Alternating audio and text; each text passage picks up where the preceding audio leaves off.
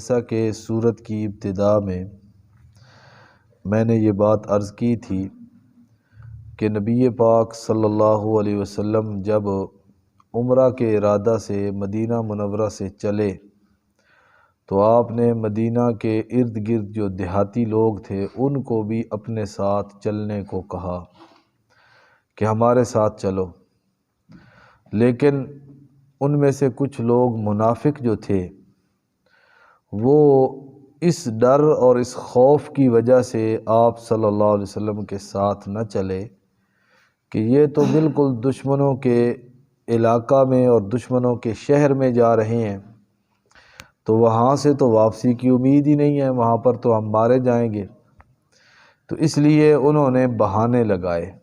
کہا جی ہم ساتھ نہیں آ سکتے، ہماری فلاں مجبوری ہے، فلاں مجبوری ہے۔ تو واپسی پر جب نبی علیہ الصلوۃ والسلام حدیبیہ سے واپس آنے لگے نا، تو راستے میں یہ صورت نازل ہوئی اور اس میں اللہ رب العزت نے نبی پاک صلی اللہ علیہ وسلم کو بتلا دیا کہ اے میرے پیغمبر، جب آپ مدینہ طیبہ پہنچیں گے تو آپ کے پاس دیہاتی آ کر اپنے اپنے عذر پیش کریں گے، تو آپ نے ان کے کسی درخواست اور کسی التجا کی طرف توجہ نہیں کرنی۔ یہی بات اللہ بیان کر رہے ہیں، سَيَقُولُ لَكَ الْمُخَلَّفُونَ، اے میرے پیغمبر کہیں گے آپ کو وہ لوگ المخلفون من الاعراب جو پیچھے رہنے والے ہیں دیہاتی، وہ آ کر کہیں گے شغلتنا اموالنا و اہلونا، ہمارے مال و دولت اور ہمارے گھر والے اہل و عیال اس کی وجہ سے ہم آپ کے ساتھ نہیں آ سکے۔ میرے جی کھیتی تھی، باغات تھے، وہاں پر جانے والا کوئی نہیں تھا، کام کرنے والا کوئی نہیں تھا، میرا گھر میں رہنے والا بندہ کوئی نہیں تھا، اس وجہ سے ہم آپ کے ساتھ نہیں آئے۔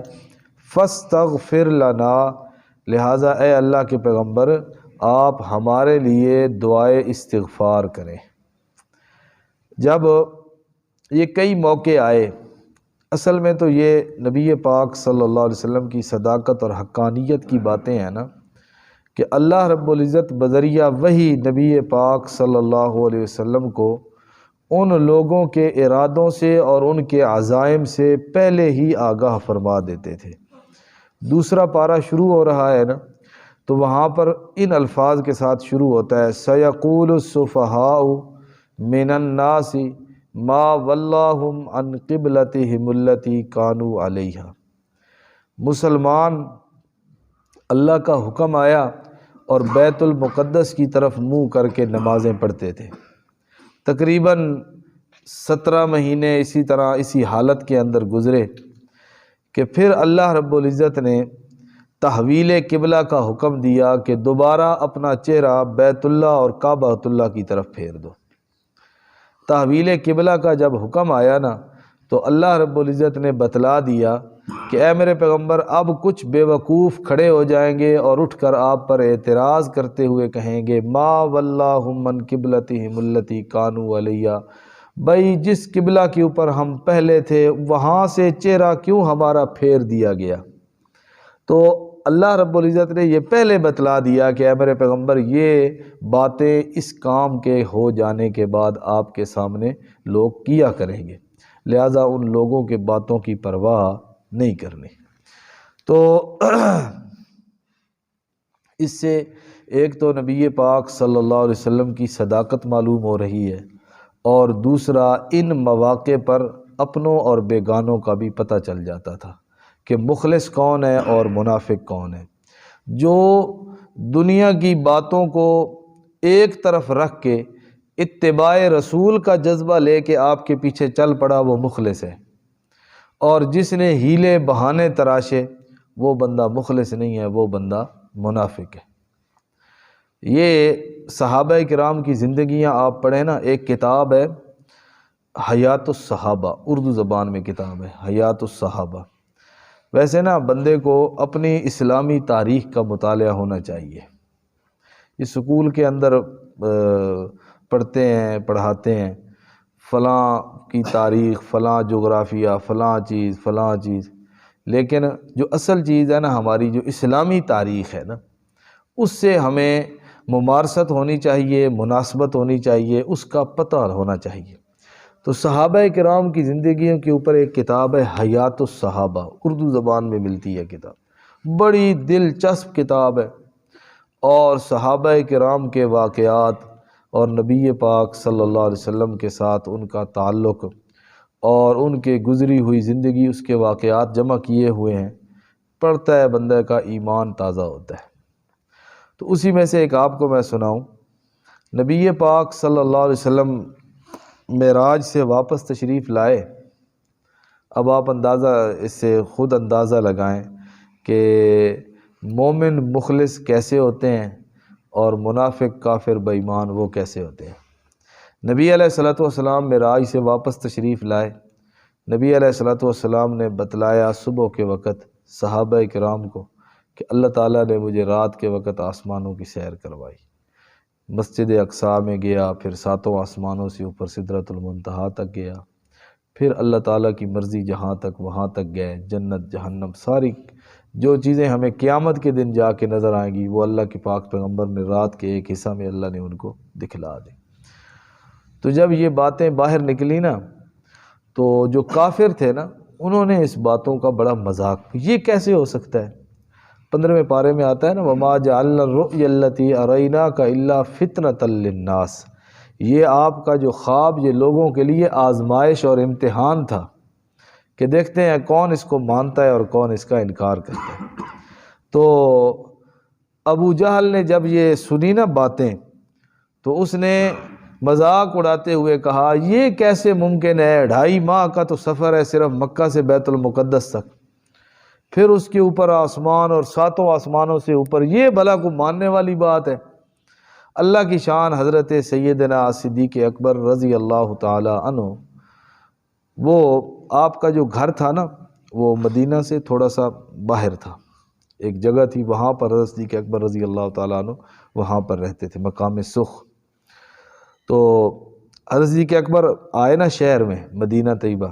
تو آگے سے ابو جہل مل گیا،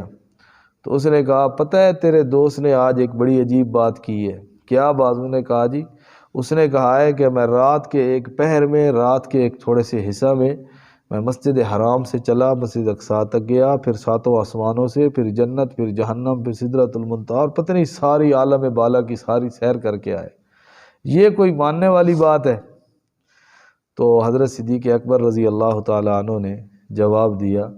میں تو اس کی تصدیق اس سے بھی بڑی بڑی باتوں میں کر چکا ہوں۔ یہ کیا ہے؟ میں تو اس سے بھی بڑی بڑی باتیں جو اللہ کے پاک پیغمبر نے خبریں دی ہیں نا، میں تو اس میں بھی اللہ کے پاک پیغمبر کی تصدیق کر چکا ہوں اور آپ کو سچا مان چکا ہوں۔ یہ ہوتا ہے اتباع، یہ ہوتا ہے مخلص اور مومن بندہ، کہ اس نے اللہ کے پاک پیغمبر کی زبانی سنا اور نہیں مانا، اور سیدنا صدیق اکبر نے ابو جہل نے بتایا اور پھر بھی نبی پاک صلی اللہ علیہ وسلم کی کیا کر دی؟ تصدیق۔ کوئی اور کہتا میں نہ مانتا، اگر یہ بات میرے پیغمبر کے منہ سے نکلی ہے تو صدیق سب سے پہلے اس کی تصدیق کرنے والا ہے۔ تو یہ جو ہوتے ہیں نا معاملات، یہ انسان کی زندگی میں اونچ نیچ، پریشانی، دکھ، بیماری، تکلیف، یہ اللہ رب العزت کی طرف سے امتحان ہوتا ہے، اور بندے کی جو دائیں بائیں جم گھٹا لگا رہتا ہے نا، دوستوں کا، احباب کا، چاہنے والوں کا، محبت کے دعوے داروں کا، اس وقت ان کا بھی پتہ چلتا ہے کہ مشکل وقت میں میرے ساتھ کندھے کے ساتھ کندھا ملا کے کون کھڑا تھا۔ تو اس زمانہ کے اندر تو تھے نا اعتقادی منافق، آج کل ہمارے اندر ہوتے ہیں عملی طور پر ہم منافق بن جاتے ہیں، اعتقادی طور پر تو نہیں لیکن عملی طور پر منافق بن جاتے ہیں، جس طرح کہ نبی پاک صلی اللہ علیہ وسلم نے بیان فرمایا ہے کہ جھوٹ بول دیتے ہیں ہم، امانت میں خیانت کرتے ہیں،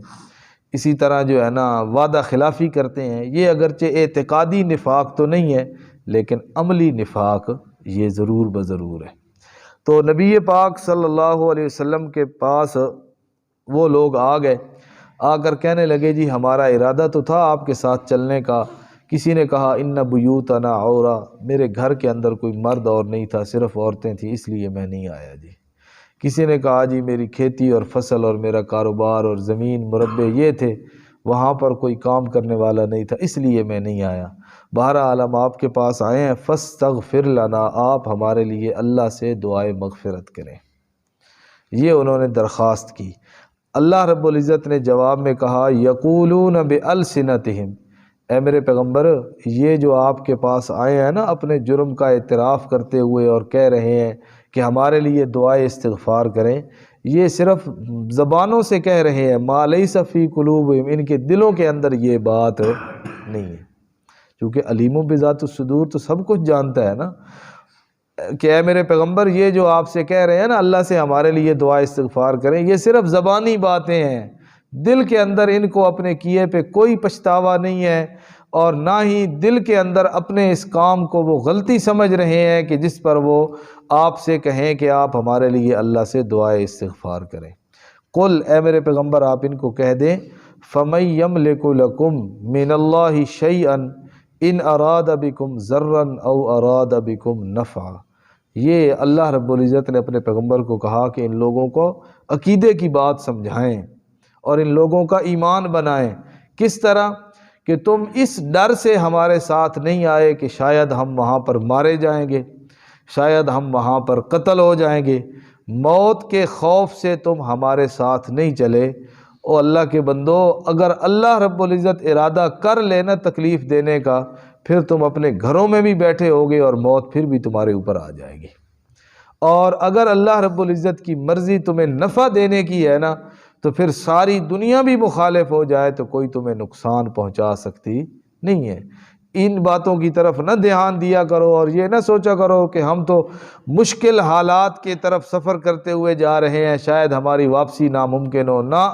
بلکہ اللہ کے بھروسہ پہ پیغمبر کے ساتھ چل پڑا کرو۔ باقی نفع نقصان کا مالک وہ اللہ ہے، اگر اللہ نے موت لکھی ہے تو گھروں میں بیٹھے ہوئے بھی آ جائے گی، اور اگر اللہ نے موت نہیں لکھی اور نفع لکھا ہے تو تم جنگ کے میدان میں بھی کھڑے ہوگے اور کوئی تمہارا بال بیکا نہیں کر سکے گا۔ اگر موت جنگ کے میدان میں آتی ہوتی، حضرت خالد بن ولید رضی اللہ تعالی عنہ، ایک کتاب ہے، اس کتاب کا نام ہے جرنیل صحابہ، جرنیل صحابہ۔ صحابہ کرام کے اندر بالخصوص وہ صحابہ کرام جنہوں نے مختلف مواقع پر مختلف جنگوں اور غزوات میں مسلمانوں کی قیادت کی ہے، جو کمانڈر بنے ہیں، تو ان کا تذکرہ ہے اس کتاب کے اندر، اور لکھنے والے نے کمال کیا ہے اس کتاب کے اندر، جو اس کا انداز تحریر ہے نا لکھنے والے کا، کمال اس نے کی ہے کہ بندہ شروع کرتا ہے نا جب تک بندہ ختم نہ کرے بندے کو سکون اور چین نہیں آتا۔ تو اس کے اندر حضرت خالد بن ولید رضی اللہ تعالی عنہ کا جب وہ تذکرہ شروع کرنے لگتا ہے تو ابتدا کے اندر اس نے یہ بات لکھی کہ خالد نے کہا مرتے ہوئے، بوقت وفات خالد بن ولید نے کہا کہ میرا یہ پیغام دنیا کے بزدلوں تک پہنچا دو کہ اگر موت جنگوں اور لڑائیوں میں ہوتی تو خالد کبھی بستر پہ نہ مرتا، اگر موت جنگوں اور لڑائیوں میں ہوتی تو خالد کبھی بستر پر اس کی موت نہ آتی۔ حضرت خالد بن ولید انہوں نے کہا میرا یہ پیغام دنیا کے بزدلوں تک پہنچا دو، جنگ اور غزوات کے اندر اور جہاد کے اندر جانے سے موت نہیں آتی، موت کا وقت مقرر ہے۔ بل ظننتم، بلکہ تم نے تو گمان کیا تھا، الن ینقلب الرسول والمؤمنون الی اہلیہم ابدا، کہ رسول اور اہل ایمان اب اپنے گھر والوں کی طرف کبھی نہیں لوٹیں گے، تم تو اس گمان کی وجہ سے ہمارے ساتھ نہیں آئے۔ وَزُيِّنَ ذَلِكَ فِي قُلُوبِكُمْ، اور یہ بات تمہارے دلوں میں مزین کر دی گئی، تمہیں یقین ہو گیا کہ بس اب جا رہے ہیں، اب ان کی واپسی ناممکن ہے۔ وَظَنَنْتُمْ ظَنَّ السَّوْءِ، اور تم نے بڑے برے برے گمان اپنے دلوں کے اندر رکھے ہوئے تھے، کیسے ماریں گے، اب پتہ چلے گا نا یہ چند 100 جا رہے ہیں اور ان کے شہر میں جا رہے ہیں، اسلحہ بھی نہیں ہے، اب پتہ چلے گا کیسے ان کو جو ہے نا وہ ختم کرتے ہیں، یہ گمان تم نے کیے۔ وَكُنْتُمْ قَوْمًا بُورًا، تم تو خود ہلاکت میں جانے والے لوگ ہو۔ وَمَن لَّمْ يُؤْمِن بِاللَّهِ وَرَسُولِهِ، اور جو کوئی اللہ اور اس کے رسول پہ ایمان نہیں لاتا، ہم نے تیار کی ہے کافروں کے لیے بھڑکتی ہوئی آگ، سعیرہ، بھڑکتی ہوئی آگ، ایک ہوتا ہے آگ کا جلنا اور ایک ہوتا ہے آگ کا بھڑکنا۔ جب ابتدا کے اندر آگ جب شعلہ اپنا پکڑتی ہے تو اس کو کہتے ہیں آگ کا جلنا، اور جب وہ اپنے عروج پر پہنچتی ہے اور اس کے شعلے بلند ہو رہے ہوتے ہیں اور اس میں سے آواز آ رہی ہوتی ہے تو اس کو کہتے ہیں آگ کا بھڑکنا۔ تو اللہ نے یہاں پر کیا کہا، فَإِنَّا أَعْتَدْنَا لِلْكَافِرِينَ سَعِيرًا، ہم نے کافروں کے لیے بھڑکتی ہوئی آگ تیار کی ہے۔ وَلِلَّهِ مُلْكُ السَّمَاوَاتِ وَالْأَرْضِ، آسمان و زمین کا بادشاہ اللہ جس کو چاہے معاف کر دے، جس کو چاہے عذاب دے۔ یعنی پھر بھی اللہ رب العزت کی رحمت ہے، اللہ نے پھر بھی ان منافقین کو کہا کہ اب بھی اگر اپنی منافقت چھوڑ کر سچے دل سے مسلمان ہو جاؤ تو اللہ تعالیٰ کی رحمت اب بھی تمہیں اپنے دامن میں لانے کے لیے تیار ہے۔ وَكَانَ اللَّهُ غَفُورًا رَحِيمًا، اور اللہ رب العزت بخشنے والے مہربان ہیں۔ اللہ پاک عمل کی توفیق۔